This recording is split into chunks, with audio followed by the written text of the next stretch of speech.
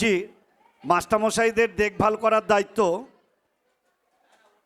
কাদের? আমরা তোদের দেখভাল করছি, তোদের ভালো মন্দ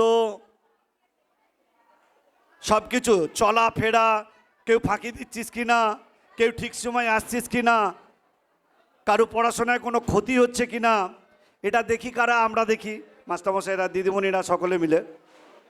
তেমনি তোদের মনে হয় না যে স্যার দিকে কন্ট্রোল করবার মতো কেউ নেই?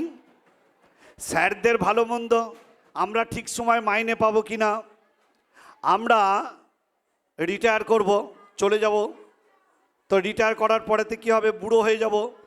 তা বুড়ো বয়সে তো সরকারি চাকরিজীবীরা তারা একটা পেনশন পায়। কি করে পেনশন পাবো? তোরা তো আর ঘরে যেয়ে দিয়ে আসবি না, সরকার দেবে। সরকারিভাবে যারা এই মহান দায়িত্বগুলো পালন করেন, আমরা বুঝি তাদের দক্ষতা কতখানি।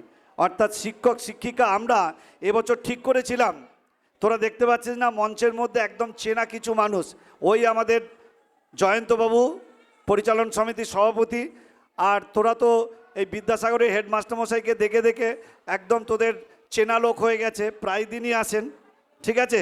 এবং আমরা ঠিক করেছিলাম যে আমরা কিছু মানুষ এমন কাউকে নিয়ে আসব যারা সত্যি শিক্ষার ব্যাপারটা বোঝে, শিক্ষা সংস্কৃতির ব্যাপারটা বোঝে এবং মাস্টারমশাইদের সুবিধা অসুবিধাগুলো বোঝে। বিশেষ করে আমার সহকর্মী যারা আছে তারা অনেকেই বলেছিলেন, এবং Bardhaman DI office, district inspector office, যেখান থেকে আমাদেরকে কন্ট্রোল করা হয়, সেখানে এমন একজন মানুষ থাকেন তার কর্মকাণ্ড নিয়ে। আমরা প্রত্যেকে বর্ধমান জেলার এক বাক্যে মানুষটাকে চেনেন সব স্কুলের মাস্টারমশাইরা, এবং বলেন যে উনি যেন এখান থেকে চলে না যান। সেই মানুষটিকে আমরা পেয়েছি বর্ধমান, অর্থাৎ মাননীয় এসআই সুকল্যাণবাবু, সুকল্যাণ বোস আমাদের কাছে উপস্থিত হয়েছেন। আমরা খুব আনন্দ পেয়েছি, আমরা খুব খুশি হয়েছি। বিশেষ করে আমরা মাস্টারমশাইরা, দিদিমণিরা বলাবলি করতাম যে আমাদেরকে যিনি এত সুন্দর করে গাইড করেন, আমাদের পেনশন পেপার, আমাদের সমস্ত কিছু এত সুন্দর দেখভাল করেন, তো তাকে আমরা আমন্ত্রণ জানাবো, অন্য কাউকে নয়। তো আমি রিকোয়েস্ট করেছিলাম, খুব ব্যস্ত সকাল থেকে, আমি নিজে গিয়ে দেখেছি, আমার অভিজ্ঞতা হয়েছে, আমি নিজে গিয়ে দেখেছি। আমরা স্কুল আসছি যখন, উনি বোধহয় তার থেকে অনেক আগে, ওনার আবার কর্মপদ্ধতি আছে, উনি কখনো 9:20 ঢুকে পড়েন, 9:20 ঢুকে পড়েন, আবার বলে রাখেন। এবং সবচেয়ে বড় কথা যে মানুষটার এত স্মৃতিশক্তি, এটা এই কটা দিন যে আমি বুঝতে পারলাম। অর্থাৎ আপনি যদি ওনার কাছে যান, উনি যদি আপনাকে বলেন যে আপনি অমুক দিনে অমুক সময় আসবেন, আপনি হয়তো গেলেন না, আপনি 6 মাস বাদে যান, উনি ঠিক বলে দেবেন আপনাকে বলেছিলাম না অমুক দিনে আসতে, আপনি তো আসেননি। কিংবা উনি হয়তো আপনাকে বলেছেন যে একটু ওয়েট করুন, কাজটা আপনার করে দেবো এক্ষুনি, আপনি একটু ওয়েট করুন। আপনি কিন্তু ওয়েট করলেন না, আপনি চলে এলেন, দিয়ে আপনি ভাবলেন স্যার ভুলে গেছেন। আপনি মাসখানেক বাদে গিয়ে বললেন স্যার আমি এসেছিলাম, উনি সঙ্গে সঙ্গে বলবেন আপনি সেদিন ওয়েট না করে চলে গেলেন যে আপনাকে তো আমি খুঁজছিলাম। এই রকম দায়িত্ববান একজন মানুষ বর্ধমানের এসআই মাননীয় সুকল্যাণবাবু আমাদের কাছে এসেছেন। আমরা অত্যধিক আনন্দিত। সুকল্যাণবাবুকে আমি এখানে মঞ্চে আসার জন্য অনুরোধ জানাচ্ছি, এবং তার নৃত্য সঙ্গী যার হাত ধরে আমার যাওয়া তার কাছে, সেই সুহাসদাকে বলবো আপনি স্যারকে নিয়ে অবশ্যই মঞ্চের মধ্যে চলে আসুন। মাননীয় সুহাস সামন্ত তিনি মঞ্চের মধ্যে নিয়ে আসছেন আমাদের বর্ধমানের মাননীয় এসআই সুকল্যাণবাবুকে, সুকল্যাণ বোস মহাশয়। আমার আর যারা সহকর্মী আছেন তারা আপনারা একটু দেখে নিন মানুষটাকে। আপনাদের কেউ কেউ চেনেন, কেউ কেউ হয়তো চেনেন না, হ্যাঁ, চিনে রাখুন, জেনে রাখুন যে মানুষটি তার কর্মক্লান্ত দিয়ে, কর্মদক্ষতা দিয়ে আমাদের সেবা করে চলেছেন। অথচ আজকের দিনে বিশেষ করে যেখানে সরকারিভাবে একটি কাজও উদ্ধার হয় না, এটা আমরা জানি, এটা বলে দিলে, প্রকাশ্যে বলে দিলে তার কোনো কিছু হয় না, যে যেখানে সামান্য একটা কাজ করাতে গেলে অনেক কিছু দিতে হয়, অনেক কিছু। আমি খুব খোলামেলা বলছি না, আপনারা নিশ্চয়ই বুঝে নিচ্ছেন, কিন্তু এই মানুষটি একদম, এবং সেবা মানে সেবা, এইটুকুই উনি ওনার জীবনের মধ্যে দিয়ে উপলব্ধি করেছেন। আমরা সুকল্যাণবাবুকে পেয়েছি, সকলের তরফ থেকে ধন্যবাদ জানাচ্ছি। আমরা সবাই করতালি দিয়ে সুকল্যাণবাবুকে আমাদের স্বাগত জানাবো। ঠিক আছে, আমাদের আজকে আমাদের আরও একটা বিষয়, যে আমাদের মাননীয় সৌমিত্রদা প্রাক্তন শিক্ষক, উনি এসেছেন। হ্যাঁ, ওনারও রিটায়ারমেন্টের সময়তে উনি জানেন, উনি আরও ভালো করে জানেন মানুষটির কর্মদক্ষতা কী। নতুন করে বলার কিছু নাই, উনিও আজকে সুযোগ পেয়ে গেলেন ওনাকে বরণ করে নেবার জন্য। চলো দাদা কিছু বলবেন। আচ্ছা, আমরা রতন সবই বলেছেন সুকর্ণবাবু সম্পর্কে।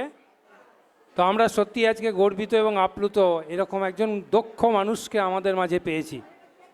এবং সত্যি করে অস্বীকার করার কোনো উপায় নেই যে এই রকম পরোপকারী মানুষ যদি আমাদের সমাজে কয়েকটা থাকে তাহলে সত্যি সমাজটা এগোবে, এইটা আমরা আশা করতে পারি। এবং এইটাই আমাদের ভরসা যে আমরা এখনো পর্যন্ত এই রকম দক্ষ মানুষকে পাচ্ছি বলেই এই শেষের দিকে, মানে যখন মানুষের প্রয়োজন হয়, এই মানুষগুলোকে আমরা পাই। তার সঙ্গে আজকে আমি আর একটা কথা একটু যোগ করব এর সঙ্গে। শুধুমাত্র ওইটুকু কর্মপরিধির মধ্যে নয়, এই মানুষটার আর একটা বড় পরিচয় হচ্ছে প্রকৃতিকে ভালোবাসা। প্রকৃতিকে ভালোবাসা মানে প্রকৃতির একটা আসল জিনিস, সেটা হচ্ছে গাছ। তো আমাদের এখানে বর্ধমানে একটা গ্রুপ আছে, গাছ গ্রুপ। সেই গ্রুপের সঙ্গে উনি ওতপ্রোতভাবে জড়িত এবং বর্ধমানের বহু জায়গায়, বহু স্থানে বৃক্ষরোপণ করে পরিবেশকে নির্মল করতে, পরিবেশকে সুন্দর করতে ওনার অবদানটা অনস্বীকার্য। এতটা পরিমাণ পরিশ্রম করেন, এই কাজের মাঝখানেও সময় বার করে, শনিবার রবিবার সেই সময় বার করে উনি সেই সময়টা দেন। বিভিন্ন জায়গায় বৃক্ষরোপণ যে অনুষ্ঠানগুলো হয় সেখানে উনি থাকেন। শুধু তাই নয়, এবার আমি একটু অনুরোধ করব যে আমার বিদ্যালয়তেও এই বৃক্ষরোপণে গাছ গ্রুপ একটু সরাসরি অংশগ্রহণ করে স্কুলকে সুন্দর করুক, এই আশা রাখব। মাননীয় সুকল্যাণ বাবুকে বরণ করে নিচ্ছেন বিদ্যালয়ের ভারপ্রাপ্ত প্রধান শিক্ষক রতন সাই মহাশয় পুষ্পস্তবক দিয়ে, এবং সৌমিত্র বাবুকে অনুরোধ করব উত্তরীয় পরিয়ে দেওয়ার জন্য স্যারকে।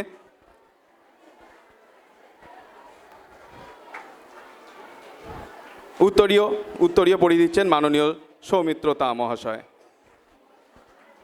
এবার আমরা সুকল্যাণ বাবুর কাছে ছাত্রছাত্রীরা, উনিও একটা সময় বর্ধমান শহরেরই এইরকমই সরকারি বিদ্যালয় থেকে আজকে এই জায়গায় এসেছেন। মানে আমি জানি ওনাকে হয়তো সেরকমভাবে ব্যক্তিগত পরিচয় এখন আর নেই, কিন্তু উনিও যেভাবে উঠে এসেছেন সেটা আমাদের সকলের কাছে অত্যন্ত শিক্ষণীয়। আমি ওনাকে অনুরোধ করব ছাত্রছাত্রীদের জন্য কিছু কথা বলার জন্য।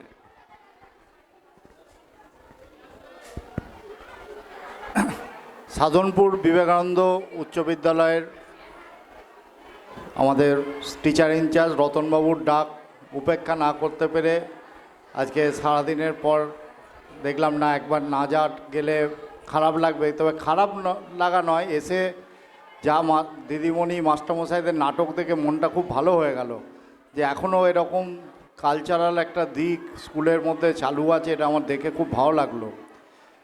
আর আমি আজকে বিদ্যালয়ের অন্যদিকে কোনো কথা বলবো না, শুধু ছাত্রছাত্রীদের কাছে একটাই অনুরোধ, ভবিষ্যৎ প্রজন্মের তোমরা কাণ্ডারি, তোমরা এগিয়ে এসো এই পরিবেশকে বাঁচিয়ে রাখতে, এই পরিবেশকে সবুজ করতে। তোমরা প্রত্যেকে চেষ্টা করো বাড়িতে একটা করে অন্তত গাছ লাগানোর। যাদের জায়গা নেই তারা গাছের বীজ থেকে চারা তৈরি করো, সেই চারা বিদ্যালয়ে দাও, আমরা সেই চারা সংগ্রহ করে গিয়ে যেখানে জায়গা আছে সেখানে লাগাবো। কিন্তু তোমরা চেষ্টা করো, চেষ্টা করলে একদিন তার ফল মিলবেই এবং এই পৃথিবীকে সবুজ তোমরাই করতে পারবে, তোমরাই ভবিষ্যতে কাণ্ডারি। আর এই প্রচেষ্টাতে তোমরা যখন দেখবে যে তোমার নিজের একটা গাছ তৈরি হয়েছে, তুমি সেই গাছটা তখন বলতে পারবে এটা আমার গাছ, আমার বই, আমার পেন, আমার স্কুল, যেমন তেমন একটা আমার গাছ আইডেন্টিটি যখন তৈরি করতে পারবে, সেটা একটা পৃথিবীকে সবুজ করে তোলার লক্ষ্যে আমরা অনেকটা এগিয়ে যেতে পারবো। ছাত্রছাত্রীদের কাছে আমার আবারও অনুরোধ, তোমরা এগিয়ে এসো, তোমরাই পারবে এই পৃথিবীকে সবুজ করে তুলতে। ধন্যবাদ সবাইকে আমাকে এখানে আমন্ত্রণ জানানোর জন্য, এবং সবাই ভালো থাকুন, ছাত্রছাত্রীরা ভালোভাবে পড়াশোনা করো। সামনে এইচএস পরীক্ষার রুটিনও চলে এসছে, পরীক্ষাও আছে, তোমরা ভালোভাবে সেখানে উত্তীর্ণ হও এই আশা রেখে আমার বক্তব্য শেষ করছি। ধন্যবাদ।